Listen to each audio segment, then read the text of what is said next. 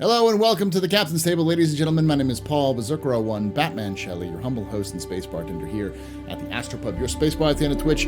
And, well, I guess you gotta start calling it Space Bar at the end of the universe because I also got YouTube. So, it's more than that. What is, I know what that is now. I put it in the wrong place, that's why. Boop. Boop. There we go. Hey, can I ask a question? Go for it. Where does Batman come from? It's my middle name. Ah, wait, really? Paul B. Shelley. Ah, yeah. Cool. I thought it was a nickname. Are you wearing a turtleneck? No. No, not you. No, he's wearing a hoodie. He's wearing a hoodie. No, Okay. it's a hoodie. It's a hoodie without a hood. Yeah. Keeps me warm. You look like That's you're my wearing a neck turtleneck. I was like, what are you? No, getting it's all more like a suave sloth on us. neck. It's a little loose. See, now I gotta start pulling it back in because Execute is half asleep, so his usual powers of keeping on track are gonna be gone. He's just gonna, I don't care anymore. But anyways, welcome to the Captain's Table, ladies and gentlemen. My name is Paul. This is a talk show where we talk to people from the Star Citizen universe every week. New sets of faces to come on and talk about sometimes very specific topics, sometimes general news, and all sorts of things. If you're watching this on Twitch, this does eventually go up on youtube.com/TheAstroPubLive, usually the Monday after the stream. And I usually put the entire discussion session, and we also have a question and answer session, which happens at the end, which will also go up at the exact same time. There'll be a link if you're watching this on YouTube. At the end of the stream, there'll be a link to go to send you straight to the question and answer session. So, but yeah, we talk about Star Citizen. This is one of the oldest podcasts about Star Citizen in the community, in the universe now, continuous, because it started in 2016, and none of the older ones have either stayed on just Star Citizen or are still around. There's a couple of them that are like on hiatus, but so we've been around for a very long time. I've been doing this for too long, is what I'm trying to say. Do you know how many episodes you've had? I have an average of episodes of about 40 episodes per year, and I've been doing it pretty much ever since 2016. So It's like 240, 250 episodes. Yeah, almost 300 episodes. Yeah. Ooh. So You go back and look. Paul is a lot less hairy. I am. When I had darker Everybody hair. is. If you look at the first ones, I had brown black hair. That's how old. The beautiful that's how long chestnut ago Paul. Yeah. I was but a babe when I started. Yes. So with that all being said, being a little bit waxing nostalgic because we're coming up on the 10th year anniversary of Star Citizen, with Citizencon happening, being the 10th year for the game. hey, what are you woofing about? You've only been here a couple of years. Just get with the program. I've been here since the beginning. What are you talking about? I started in 2013. Oh, really? Okay, I'll shut my mouth. I thought you started in 2018. I started making videos in 2018. He started making the videos, yes. That's all I remembered is what you from what you've told me. Sorry. See, we've thrown Paul already. That's one scene moment right there. Well, no, because now chat's saying that you're super loud and I'm not hearing it, so I'll turn it down a little bit. Yeah. I apologize. Usually it's the other way around. So yeah. Oh, Chaos is on the train. Tell people we said hi. It's like lean over to the closest person and be like, hey, these people said hi. All right. So, basically, because we're coming up to the 10th year anniversary, we've got Citizencon coming up. We're going to do a video on Citizencon, what to expect, what do we hear from Citizencon, all sorts of things. So before we get started, though, let's introduce people. I don't think either of these two gentlemen need to be introduced because they've both been in the community for so long. But if you're brand new to Star Citizen, and this is the first video you picked up playing Star Citizen, it could happen. I really could. It's a good video. Can we try something different then? I'll introduce you, Space, and you introduce me, and see how much we get correct. It's a nice little icebreaker there. Okay. Okay. All right. Let's break the ice. Let's start. Nervous. Let's start let's start with Execute introducing SpaceTomato. All right. So this is SpaceTomato. He lives in Turkey at the moment with his wife Honey. He does SpaceTomato videos he does Star Citizen videos on SpaceTomato Gaming and SpaceTomato 2 as his alternative channel. He's an info runner with me and Paul. Generally a pretty nice guy. He's really killing it at the moment with his videos. He yeah. What else? Yeah. I think I'll leave it there. I'm very vague and very like and subscribe. Go to his channel. Like and subscribe. Smash it. Tap it. And I've set the bar really low for him to be, because I'm terrible at self-promotion. Well, this is Execute, first of his name, conqueror of kangaroos, bringer of islands. He's from Australia. He's upside down there in the bottom, and you're on a smaller island off of Australia, right? Not really an island, but like connected. What was it called? It's an isle. They call it an isle. Tasmania. Mm-hmm. And y'all are down there, living it up, doing cool things, toilet spinning the wrong direction, all the while making content for us on YouTube on the InfoRunners channel with sometimes me, sometimes Paul, sometimes other guests. Execute is the person that brings together groups of people to discuss some really good theory crafting and generally ship discussions around on YouTube.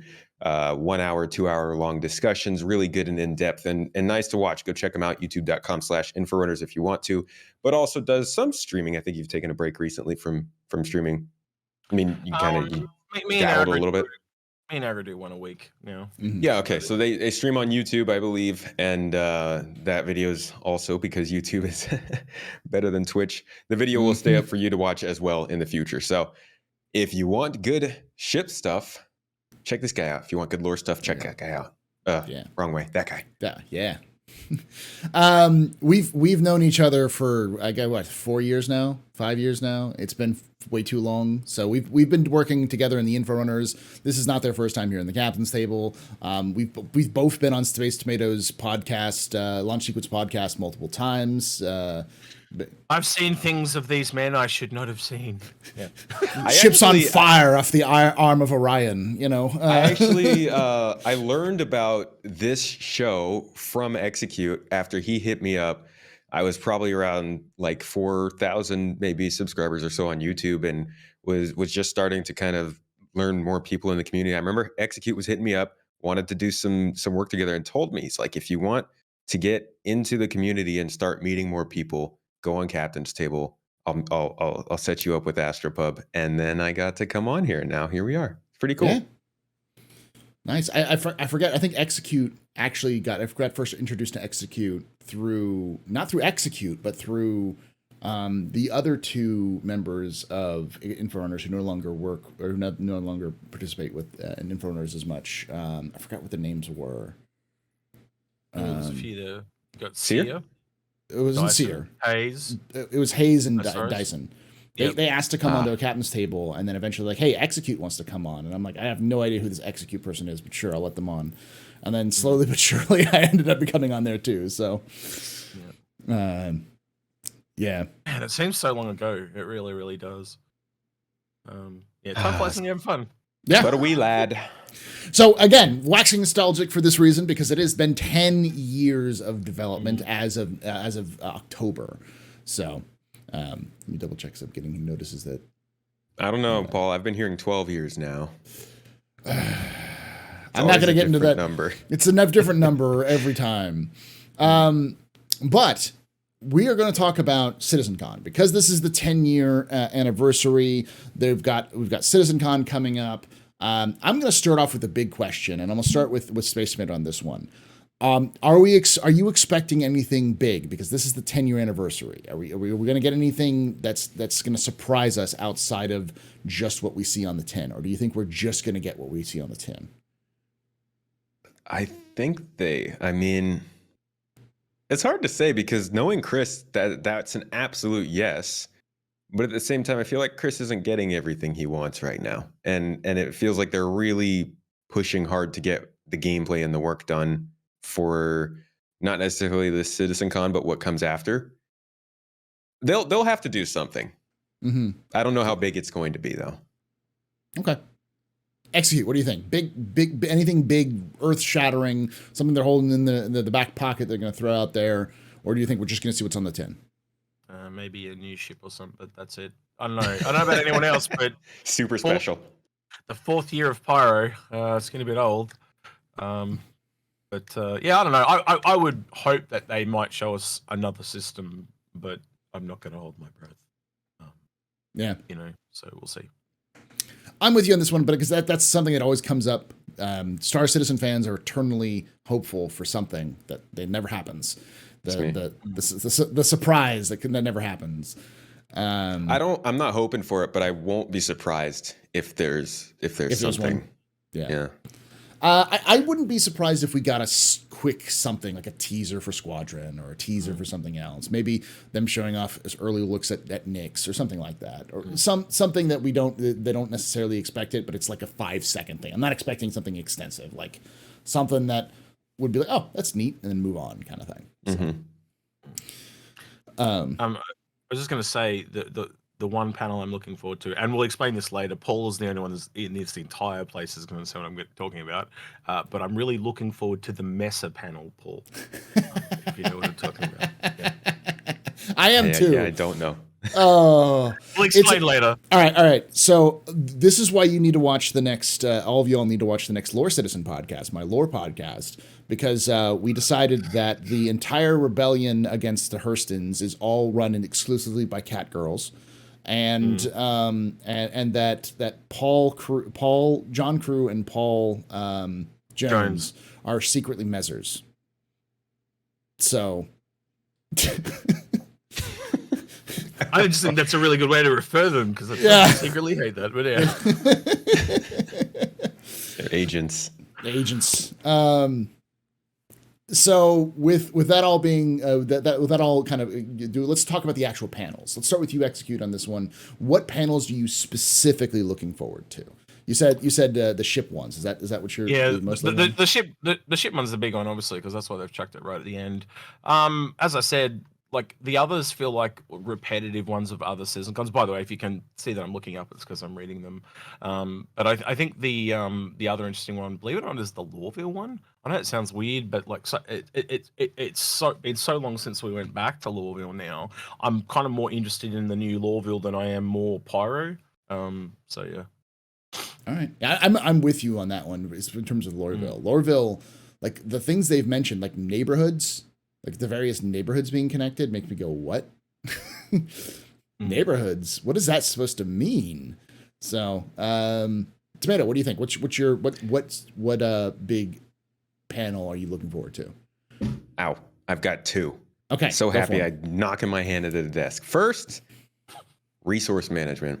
Oh, really? It's like a sweet hot chocolate in the morning. Yes, really. That's like, that's huge. That's multi-crew. That's like...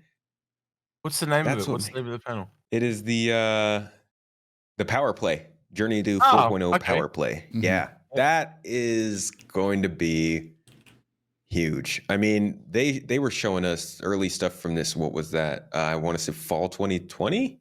Mm-hmm. That's true. Think. And they started doing it. They got about 6 months in, realized that they had way more coding work they would have to do to make it work. And then they basically pushed it off for a while, for like 6-8 months or so. And they ended up having to go back into the work and do it all over again, or not do it all over, but like do a lot of extra work. And eventually they came back and started to talk a lot more about it. And we realized just how much it was going to transform multi-crew, but also how it was going to change some other systems. So like the heat system, for instance, is getting a rework along with resource management. That's going to have knock-on effects to things like hover mode, or VTOL flight, to things like our weapon systems and other stuff like that. The resource management is going to be huge, I think, and probably one of the kind of not highlights, but focuses of next year. The other panel that I'm pumped for is the investigation one, where they're going over a new mission archetype. They've been talking about that one quite a bit in the monthly reports. We've seen very good missions in the past that were narrative focused. Tessa Bannister is a big favorite of people with just having various missions. The investigation mission's pretty good.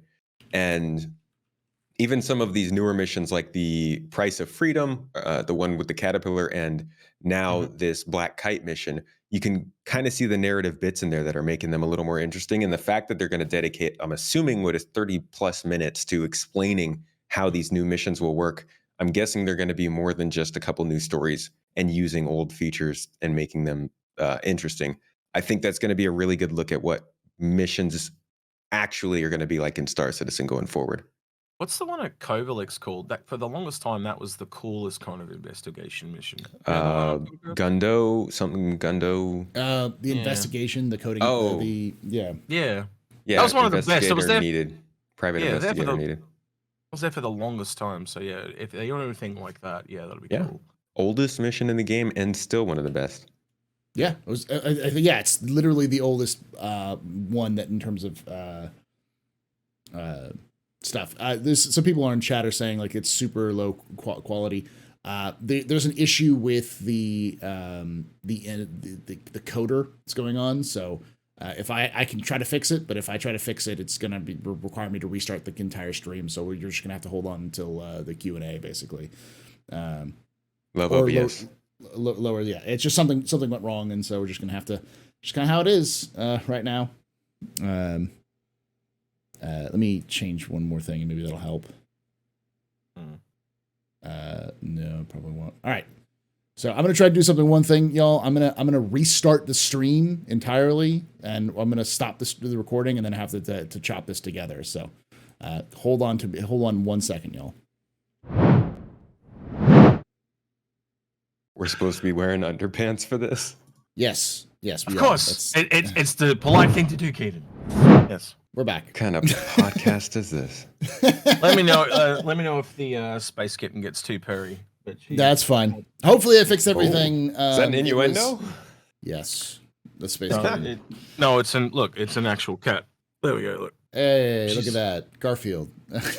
She literally, I want, like, after she grew up from a kitten, I'm like, I so should have called you Jeppa. We're back, y'all. Thank you so much for standing by if you're watching us live. Hopefully that fixed a lot of the issues. It just required some updates here and there. But can you put us on Discord? Oh no, you don't get Discords. None of you get Discords. No.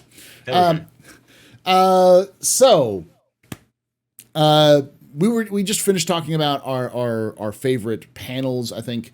Were you completely finished there, SpaceTomato, on that one? Yeah, I was. Okay. I ranted enough. I think this. I'm going to go off on a limb, and I'm going to say something that might be controversial. Is that I prefer this method of panels and for Citizencon than previous years, because I think the big grand show off the keynote stuff is waste of time. It's a waste of time. It's a waste of energy. It's a waste of resources. If you want to know what's happening in the future and having just planetary, what's going on the planets of Pyro,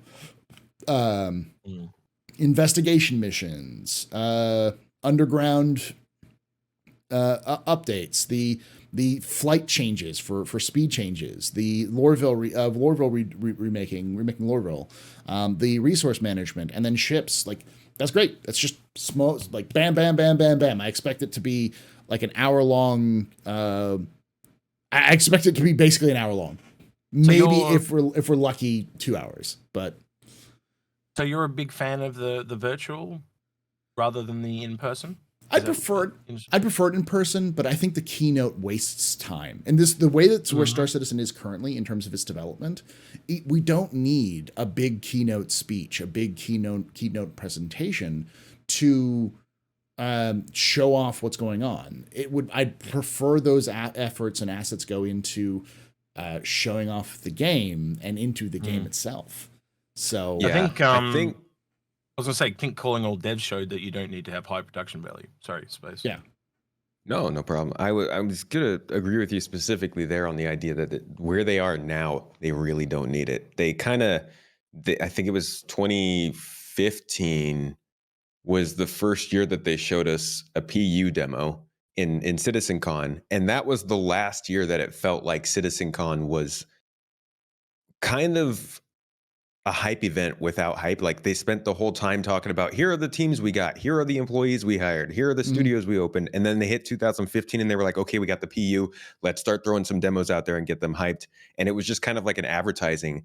It was like, they couldn't show us the actual 100%. blood and guts of what they were making for the next year, so they had to package it up into something nice looking and get us hyped. Now they finally have like a good enough workflow, it feels like, going, and like good enough progress that they can just show us these panels and show us what they're working on, and that's good enough.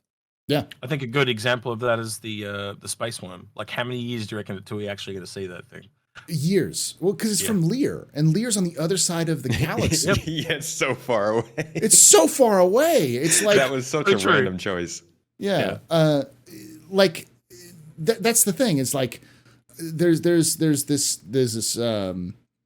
problem I have with CIG doing these sorts of things, because it's so blatantly marketing.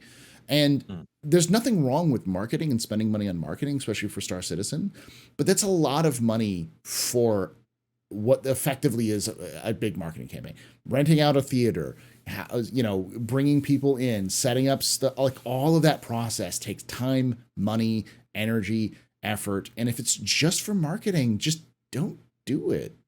It just doesn't make a lot of sense. Are you speaking against the idea of, just the keynote? I thought you were talking about being against the physical Citizencon idea. A physical Citizencon is a good idea. In fact, I'm actually glad that we haven't had a physical Citizencon recently. Not just because of the issues around the world, but because I don't think physical Citizencon is, up until very recently, has been really good idea. I think like this physical Citizencon they'll have in the next year in 2023 is probably going to be the best Citizencon they've ever had, just because of it's the first one back from a long hiatus. There's going to be a lot more stuff to talk about. They'll be at least further along with Squadron 42 in some way, shape, or form. But up until recently, just not been justified. So yeah. It was always. I mean, it was always one of those things that people were like, "Why is this game in early alpha having conventions?" Yeah. It's like it's only just recently felt like maybe they would have a need for one. I mean, the community is massive now. Yeah, 1,000 employees too. So go ahead. I think the really important thing with the physical ones is to remember that there are a lot of people, actually probably more people online watching than there are people offline. And my biggest issue is always when they like did exclusive things that like, when they had 2 stages. And they would pick the stage that you could watch, and it was always the stage you didn't want to watch. You clearly wanted to see the other one, which was a bit, I just think they need to kind of give a bit better access, or not have 2 stages, potentially. But it looks like this time, this is a better way to do it, because it's just one after the other, pre-recorded.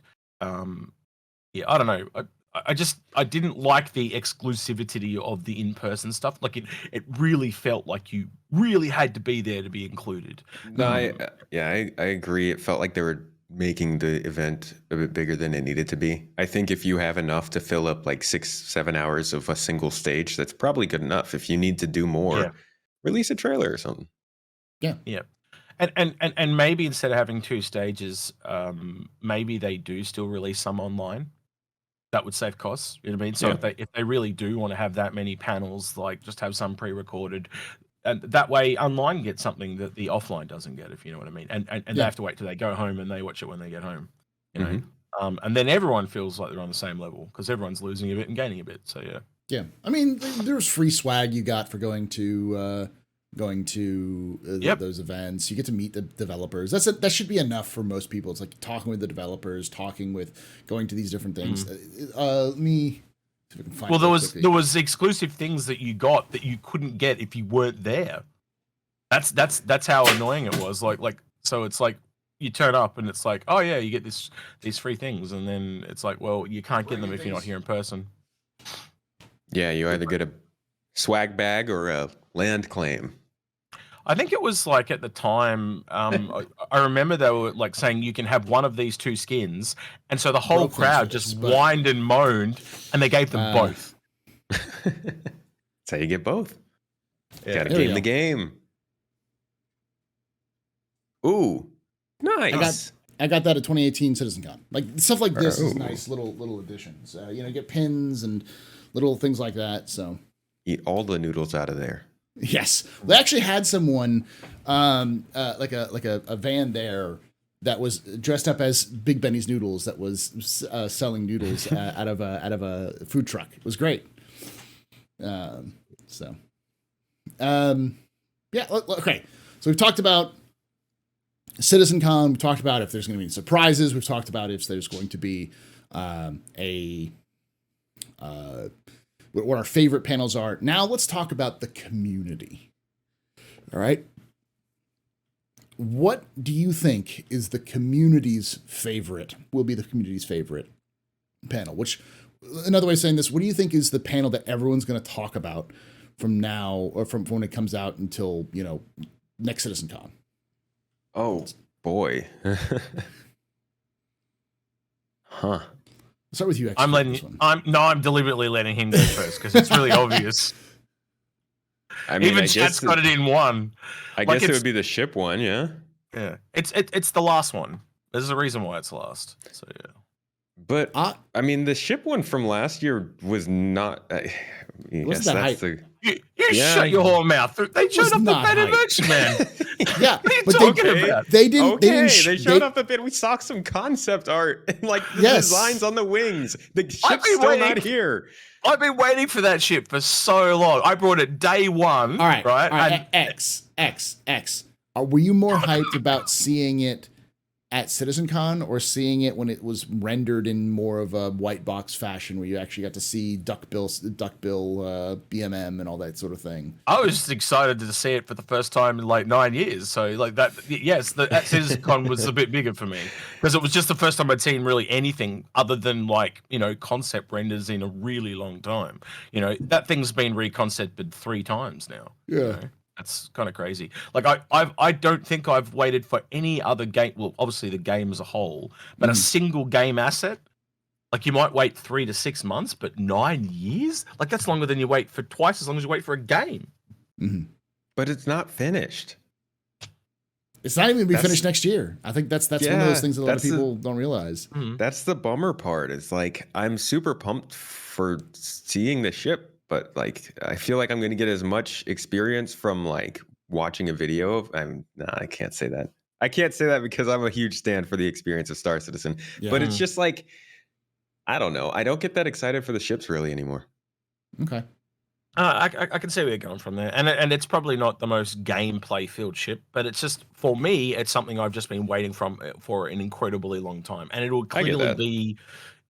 At the end of the day, it'll be clearly the longest ship we ever waited for. I don't think any other one's going to beat it. Well, I mean, the Idris. That'd be about the same as the whole sea, right? Yeah.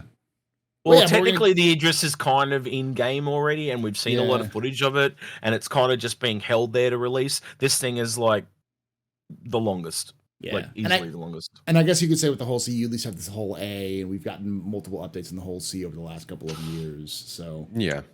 So, okay, so what ships do you think are going to blow us away at this one? The Crucible. Oh. So can we go IAE as well as CitizenCon? Because this is something we could talk about if you want, but it's up to you. Yeah, I don't mean to hijack. Let's talk about IAE later. Let's continue on with the question for you. Because do you think ships was going to be the big one? I do think ships are going to be the big one. I also know that apparently they mentioned somewhere, was it a twist to this year's voting on a new ship to come? So they're doing that voting panel thing again, but with a twist, and they've been really cool to let us know what's coming. But then also things like the Expanse took 1.5 years to get here, so yeah.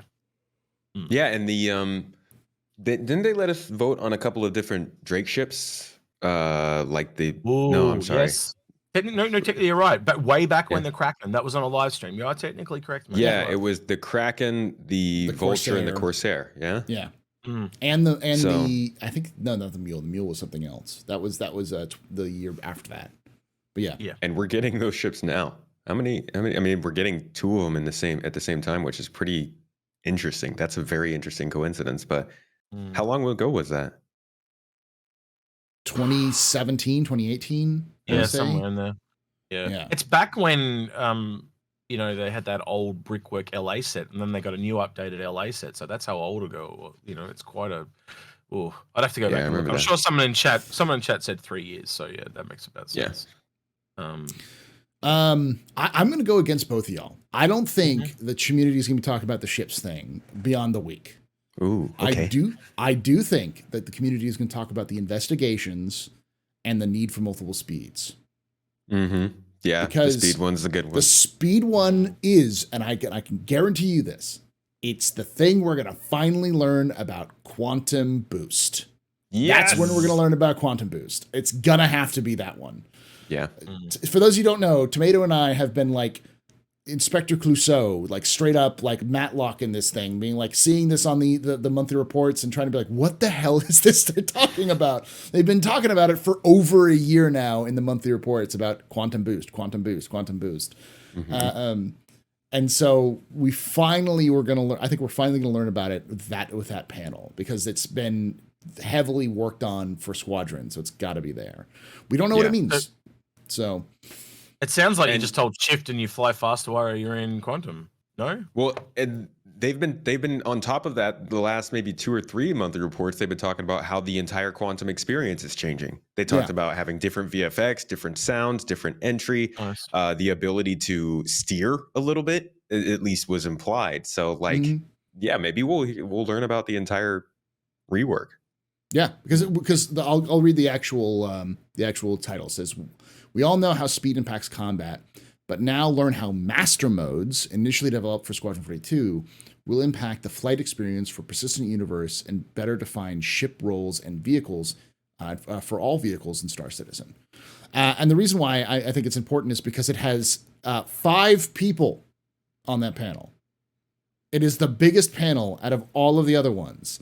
Because like the first one is just Max, I'm going to say his name, like Kleisch, senior environmental artist, and you've got Luke Presley and Elliot Malby, which is important, which I'll talk about in a moment. Ian Leyland for the underground stuff, and then there's 5 people: David Coulson, Richard Toller, Greg Talbot, Yogi Klatt, and Johnny Young. Like those names, some of those names stand out. Those are big names. Yeah. Makes me wonder if they're a bit nervous there too, because the last time they ever talked anything flight model was the hover mode, and they kind of got trod on it a little bit. So maybe they're bringing their A team this time.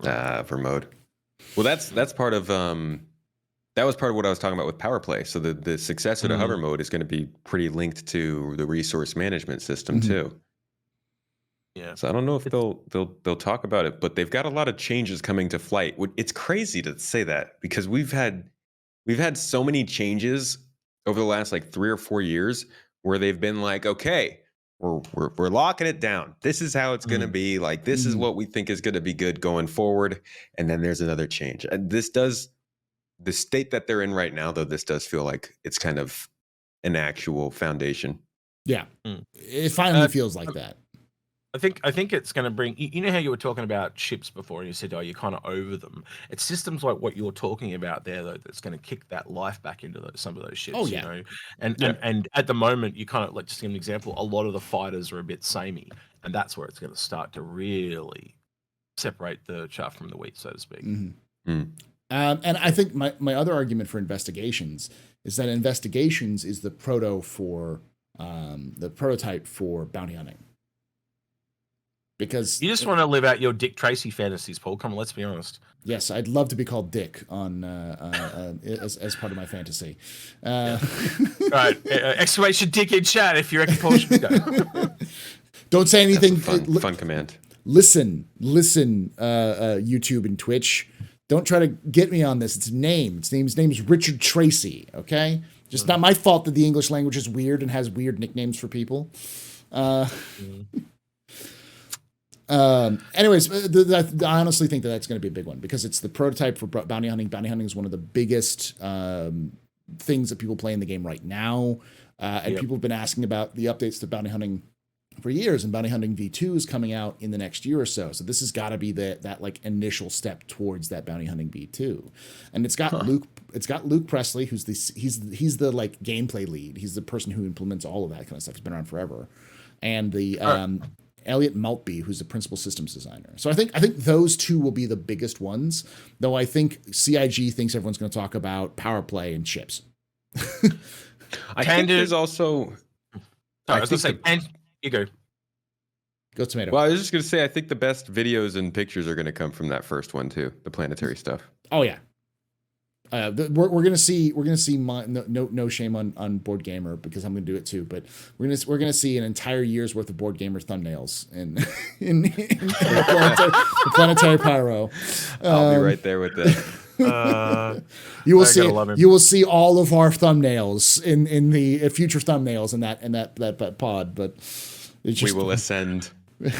all right. Tangent question for both of you, but this is kind of mainly focused at space because I know what he's going to say. If you could only have one, would it be scanning to find other people or updating the star map? Updating the star map. The star map's broken. Like, okay, I see. Yeah, either scanning or star map. Star map. Saying, yeah, one of the star two. map. Yes, 100%. I'd actually take scanning because it completes that default gameplay loop. But yeah, it does complete the default gameplay loop, but we need the star map because the star map isn't just a default gameplay loop. It is the gameplay. Like, it is basic, fundamental. How do you access? It's like your HUD. It's like having your HUD broken or janky for the gameplay. Gosh, it's so it's debilitating. Yeah. It's like Axis says in chat. We really need both. We need both. Yeah, and we're not going to get one with the other. I have. Sorry. No, go ahead. No. I was just gonna say I can live with a janky star map, but I think we just need that like the gameplay is really going to kick off when that last thing's kicked into gear. But it is definitely a quality of life thing with that star map. But it's coming. You know, they're just star map would be great. I was gonna say that I am. Not to get too off track with this, I won't go too long, but like I have been gravely disappointed with what they've done with scanning. Ever since they first started talking about near field scanning, and even the first graphical representations they showed us probably 3 years ago now, it has just been, it's been a bummer. We've had no differentiation between detecting commodities and harvestables or detecting people in ships. We can't detect certain things with certain radar, certain scanning. There's no systemic, like there's no system of scanning. It just feels like it's a bunch of ships that have scanning of different like values, and then the vehicles have different types of scanning, and the FPS has no scanning. And I don't know. I really hope that they have something better planned for that, and that it's not going to take a whole rework of the system yet again. Because the scanning's just reply that back to this release space, right? So we're just based on what you just said there. What's it going to be like for salvage? Is it the same thing? Like you just find, like you fly out to somewhere and just start scanning and find random wrecks like you find random rocks? Is it the same thing? Not even, because we're not even getting that in version 0. Well, so they want us to be able to go and salvage a derelict ship that's been blown up in a battle. How are we supposed to find it? Can we now detect ships after there's no people in it? Yep. Well, I still think the video you did on it with the probes and stuff, that's still the one I linked to people. I think it's the best. Yeah, I've linked 2 people this week because when people ask me questions and stuff, I always try and give the best stuff. But yeah, your video on it was really good. The probing and the finding of people thing is something I'm really looking forward to, because pirates need that to complete that gameplay loop. And once that's completed, you naturally move into bounty hunting and all the other things. So yeah. Yeah, I think we may even have some of that in investigations, because like the whole thing about investigations panel is just a brand new process it's like a new mission archetype for investigations. It's a brand new type of mission that they're developing from scratch. So it's got to have tools with it. There's got to be tools that come with it. They can't not. You reckon hand scanning? Hand scanning, the FPS scanning's been around. They've been wanting to do for a while, and they've also been trying to. They actually have the new scanning system done, if I remember correctly. The long-term like probe scanning stuff. That stuff has been prototyped at some stage. It's just they've been waiting for the star map and that whole thing to be updated and redone before they start doing it, because it's heavily connected to it. So, and because all that stuff is set up for Squadron 42 first, we won't see it until next year. I'm actually much stuff. I'll ask one more question, then we'll get into the ships discussion about what's going to be at Citizencon and what do you think is going to be at IAE. what is missing from these panels that you'd like to see, Tomato?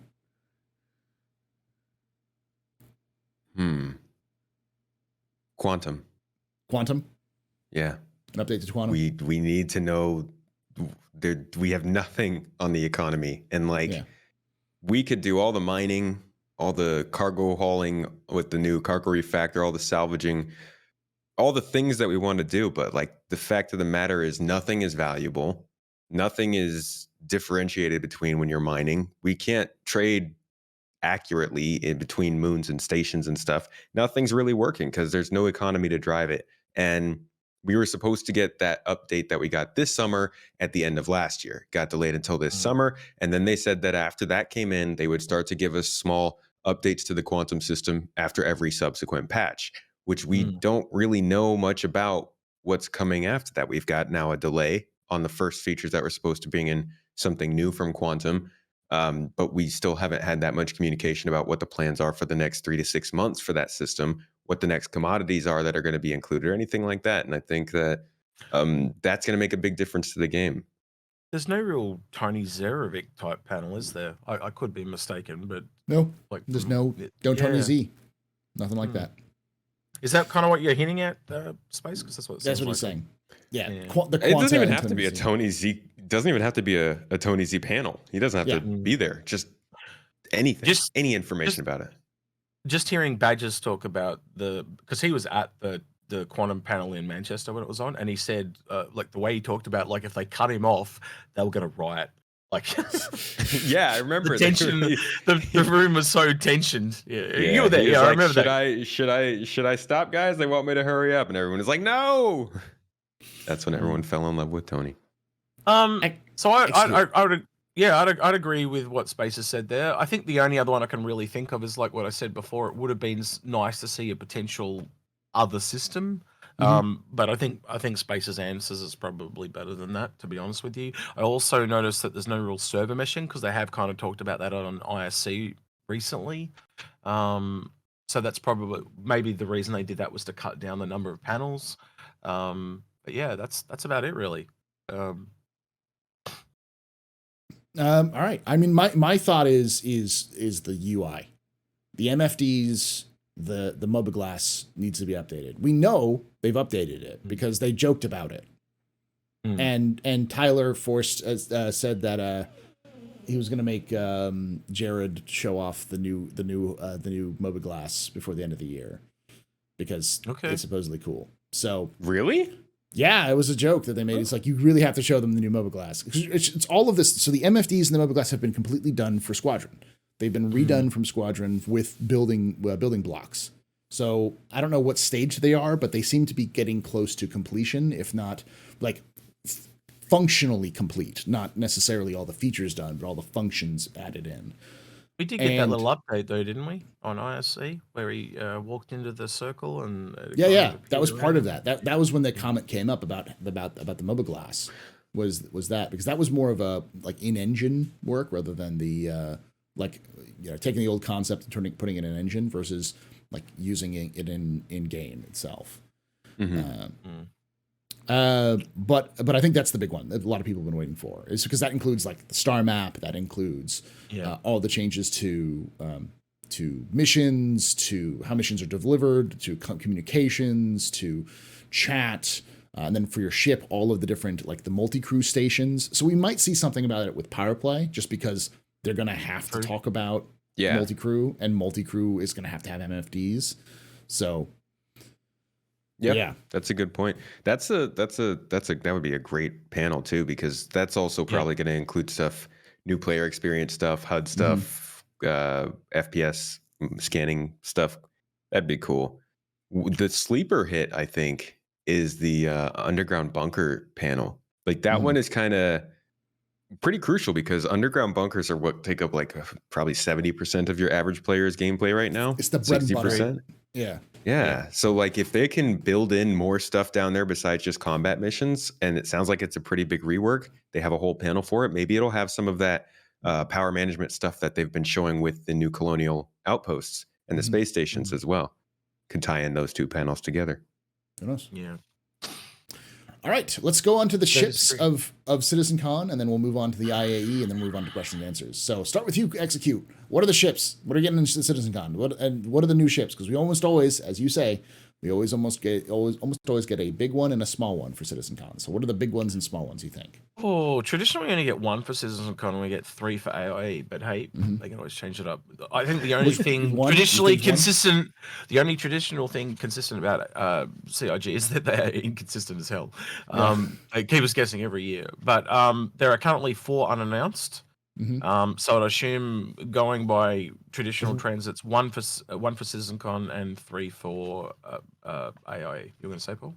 I would say, and one of them we know is at least a ground vehicle, based off of what we've seen from that kind of stuff. So yeah. So looking at the the way that I do it these days is you look at what gameplay is coming, and everyone goes, "Oh, cargo refactor," but then the thing that I think most people forget is salvage. And with the way they added the extra gameplay to the Reclaimer, I think that's a real tip of the hat that we're possibly getting maybe big quotes, a medium salvage ship.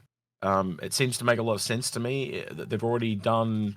The Vulture was kind of already being done since the start of the year, so it's not much like they've had a whole time to kind of to make another one and it's only, you remember, it's only tier 1 salvage, so I'm expecting it to go in with 318, a game ready medium salvage ship, and I don't know, it just makes a lot of sense to me. What do you guys think about that one?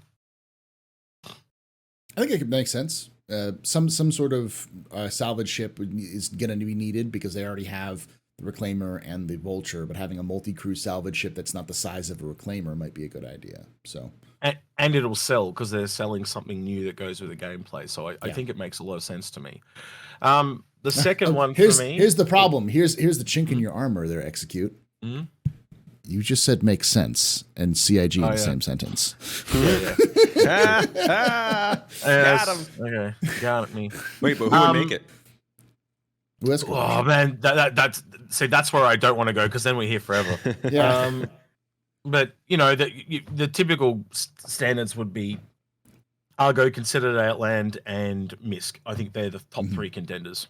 Yeah, I was thinking Argo, Misk. Then my second pick would be, we know the Crucible is on the roadmap. We also know that Repair is the opposite of salvage. We also have the hand tool Repair going in as well. I'm expecting a concept ship for the medium Repair. Salvage. Repair, sorry. I said salvage. I meant Repair. Bigger than the Vulcan, smaller than the Crucible. And I kind of expect the twist on the vote to be is what profession you want the ship for. So instead of actually voting for a ship, you're voting for a profession. That's what I'm actually expecting.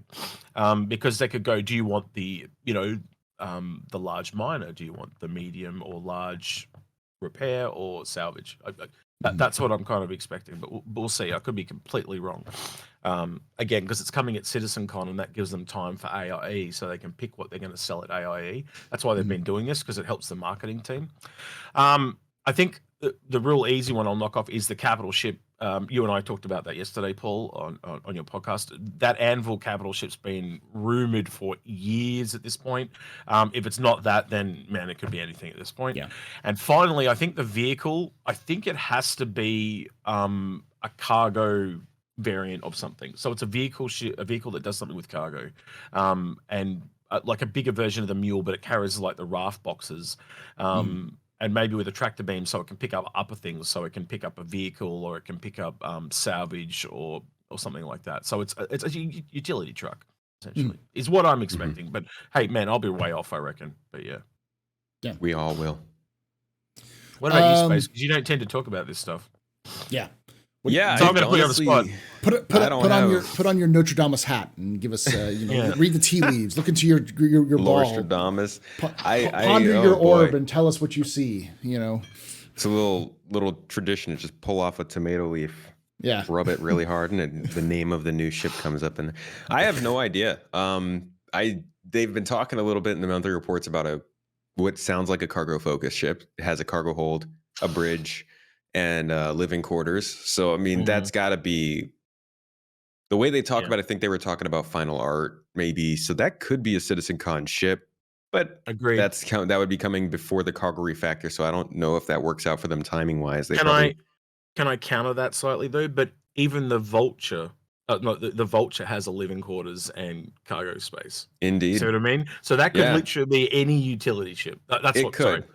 It could, but they only called out a couple of different things: the living quarters, cockpit, and cargo hold. So I'm assuming that they didn't have anything else special in there. Maybe they just didn't want to give it away. But yeah, that's what I mean. If they said, could be, yeah, yeah, it could be a bunch of things. So I think that'll probably be a smaller ship, something that is single seater kind of focused, maybe 20 to 30 meters long, and then also color me crazy, but maybe like a single seater refueling ship, since we do kind of need that stuff when we get to Pyro, and it's not going to be that great to just be dragging a Starfarer around anywhere. Correct me if I'm wrong, but there are no other ships that can refuel besides like the Vulcan, right? In that small size range. So I'd agree with you.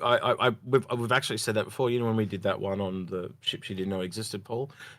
Yeah, like a small refueler makes a lot of sense. Kind of like 2 spheres, and it just flies. Kind of a little bit like a Hull A looking thing, but spheres instead of boxes. Yeah. I've always thought that you could take the Vulcan and piece it apart into individual parts. You know, the repair ship, a small repair ship, a small refueling ship, and a small that'd be cool, like rearming ship. Something could easily do something, or not even rearming, just repair and refuel as 2 separate ships, because that would be the Vulcan's like its thing. Is like it can be flexible and do all 3 if it wants to, kind of thing. So,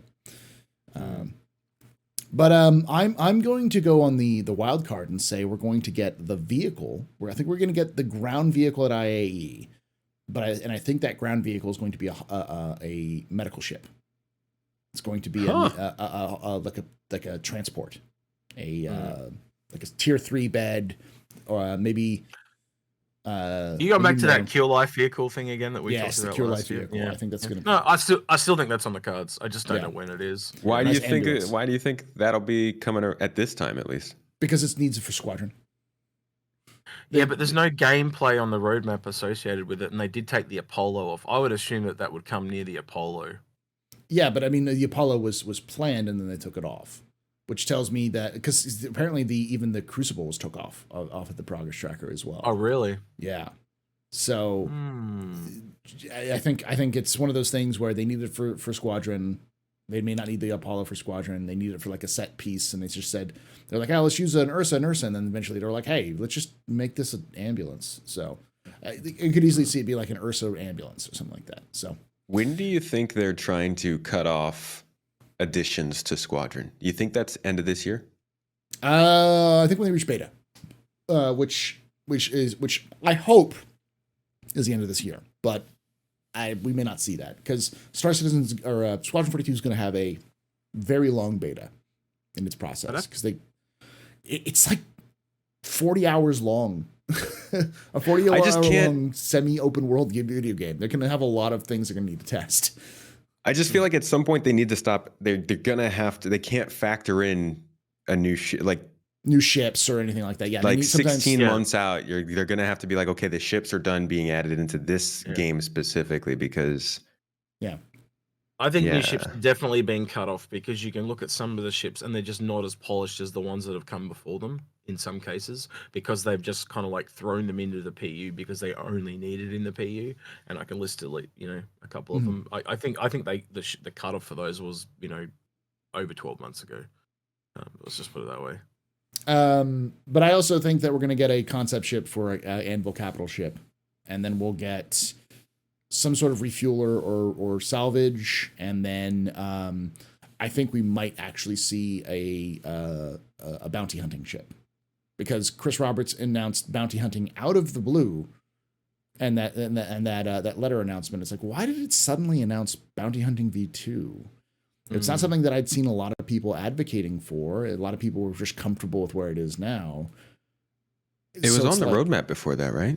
It was. But it's fallen off, and then he just announced it and suddenly showed back up again.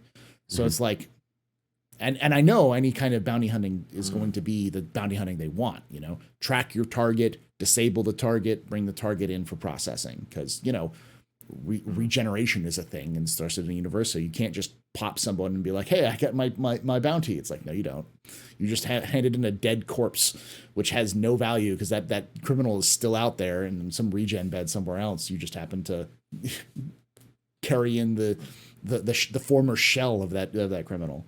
So, and they've been adding more weapons for like that look like disabling weapons for like FPS. So I could easily see them doing some sort of prisoner transport because they want to get rid of doing the prisoner transport mission on a caterpillar. Caterpillar, yeah. And they definitely want to do a prisoner transport ship of some kind because they also will definitely want you to be able to leave prison with an NPC flying you out of Kleischer to another location where you get processed and left, kind of thing. Ooh, I could see an absolutely gnarly, I don't use that word, gnarly prisoner transport ship from RSI in that same sort of style as like the Reclaimer or the Orion. Mm-hmm. That kind of industrial heavy style. Not that the Reclaimers buy them, but like same idea. Argo prisoner transport. Bright orange to go with the jumpsuits. Bright Come on, orange. it knows itself. Come on. But the bounty hunting is also kind of runs you into that quantum problem again, because they need virtual AI for that. Yeah, but I think that's one of those things where they could introduce it as a bounty hunting ship and release it soon, and it not being very big. Like the Scorpius, release it in IAE or at Citizencon, like it'll be out in the spring. When they're planning on having 4.0 released with the bounty hunting version 2 out. See, bounty hunting still needs scanning as well. There's so many things that's wrong with bounty hunting. Yeah. That's the security system. Yeah. Oh, the security system. I completely forgot about that. That's something that we've been seeing on the progress tracker a lot. That's needed for the Legionnaire too. That's on the roadmap for first half of the year too. So that's in there as well. So there's many things so many things that like are kind of stacked up into next year. Like from sounds like it's hacking to jump points. It's crazy. It almost sounds like server missions just holding all this shit back, like we've been saying for ages. But we'll see. Server meshing or just time in general. Yeah, I think it's a combination of server meshing and persistence and PES being the shard system being implemented are huge things that they're waiting to do for those things, because there's no point in having a long distance scanning system set in place that doesn't deal with you scanning outside of a server. Because if you happen to be at the server edge and you send out a scanning probe, you don't want your probe just to disappear. You want it to go out and scan the area and come back with that information. So. It just drops out of your instance. It just goes through some sort of invisible force shield. You just don't see it and just does not send information back. So, the first time they found jump points. Yes, true. Get full blown crowshot. But yeah, I think that's about it. Let's wrap up this and head on to the question and answers. If you're watching this on YouTube, thank you for watching this. If you enjoyed this, hit that like button. Make sure you subscribe for more content. I do this every Saturday. We have new casts every time, and not next Saturday. Well, not every Saturday, because next Saturday I'm taking a break. Because the Saturday after that, I am doing a 24-hour captain's table. That's right, not Saturday, Sunday. Sunday after Citizencon, we're going to start bright and early in the morning for me, and we're going to go into that Monday, and we're going to be talking for 24 hours with a rotating cast of 2 to 3 new people every single or every 2 hours. Did he drag you in, Space? He dragged me in. I have not been dragged. I'm going to be pretty busy that day, to be honest. He's going to make you come. You've got no choice. You just got to turn up. Phrasing. Yeah. But so join us then. Crowshot you. That does sound nasty. I don't know what it really does. It's just, but make sure you're following the Inforunners, youtube.com/the-Inforunners. Make sure you check out SpaceTomato, which is youtube.com/SpaceTomato, and SpaceTomato 2. You can catch the Launch Sequence podcast. You'll see myself and Execute on that. And of course, you'll see the Inforunners. You'll see myself, Execute, Al, SpaceTomato, and a whole host, rogues gallery of other content creators who talk on the Inforunners. So check that out as well. And join us live if you're watching this on YouTube, twitch.tv/TheAstroPub on Saturdays at 3 p.m. Pacific, 6 p.m. Eastern, usually. We cut a little bit earlier here. You can come join and ask questions on your own. And like I say every time, hope to see you someday in the black.